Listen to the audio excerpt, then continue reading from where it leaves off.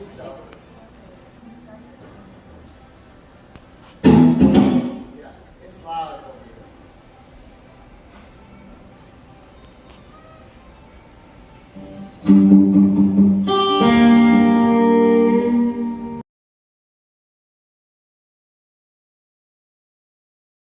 I'm in Manhattan tonight, Sony Hall, with Albert Bouchard from BOC, Blue Coupe, and Yes. Albert Bouchard's Imaginos. Yeah. You finally got it off the ground. You are the keeper of the soft doctrines of Imaginos. Sandy Pearlman left you that. Yes. Now, Yes, that's this is what all it is. stems from the first 3 albums, correct? Is Yeah. that where the bulk of it was from?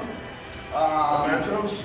Well, no, I mean this record was songs. There's only Astronomy and Blue Oyster Cult done before. So this has other songs that were going to be on Imaginos. I mean, this was the proper Imaginos album before it came out. Before you reimagined it. Well, when I reimagined it, I did it the way Sandy wanted.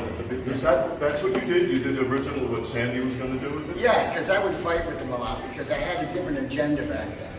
Back then, I wanted to have a solo band to launch my solo career, that I could go out and play gigs and stuff.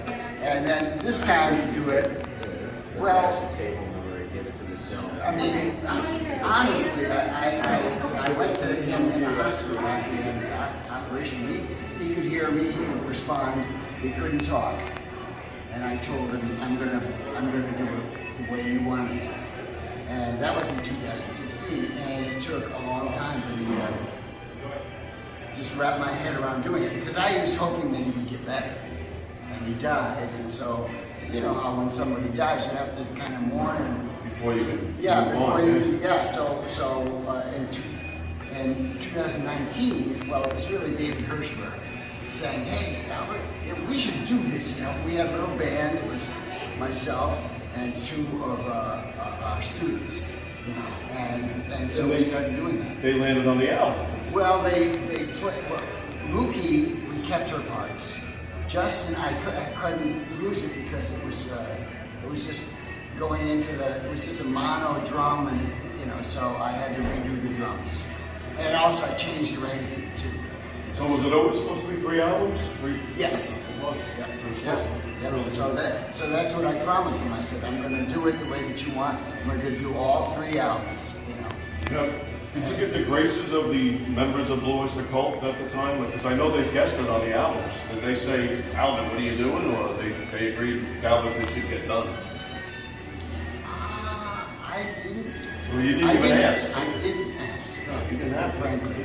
I mean, they had their chance of doing it, and they got their contributions came out. And let's face it, all of these songs, every one of these songs is majorly influenced by those guys.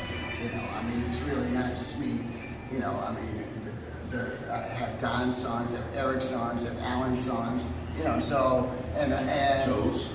Like when I was doing Reimaginos, I studied Don's vocal and I studied Eric's vocal because I thought these vocals were really good, and I wanted to try and get them as good. Hi, Richard. Try and get them as good as I could, you know. So how do you feel about finally getting it done, wrapped up? What is it?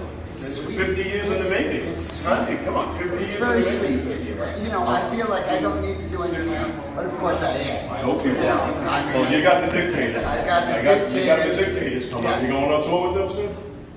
Yeah, actually next month. Are you Yeah. playing the East Coast? No, Spain. Oh, wow. Spain. Nice. And then we have 2 gigs in October. One is my father's place. Okay. Long Long Island? Yep. And one is somewhere in New Jersey. Okay. I'm not. Close to the Keith. Yeah, but so yeah, Epi wants to hire us, so he's made a very good offer. So we're going to do 1 gig out there, it's close by, and then another one in New Jersey. So yeah, and the other thing is that I'm gonna have those make the album that they always needed to make. You got it. I'm Yeah. I'm glad you're doing They all needed this. to make because the fact is that Dictators they were a punk rock band, but they were actually two good players. They were really good. I mean, that Richard Blum, you know, Manitoba, is a funny guy, great entertainer, not a singer. So they couldn't really get to the next level in the studio. You know, live, terrific. I mean, I don't know Keith Roth. I don't know if he's dynamic. He's dynamic live though. He's very dynamic. So I don't know, but in the studio, it's a whole other different. You know, I mean, he will sing the same song 30 times just to make Andy happy. It's fantastic. And Andy is like in heaven. It's like, I've never had a guy that's so cooperative, you know, and he gives him exactly what he wants. And, you know, I'm able to supply some of that heaviness. I was so happy when they mentioned it. Ross wouldn't tell me who it was. And that was the surprise. Yeah. So what else you got in your hand? You got Martin Popoff's new book. Yes. Just out. I heard about this like yesterday. And here it is. It's a copy. So you don't have a copy? I do not.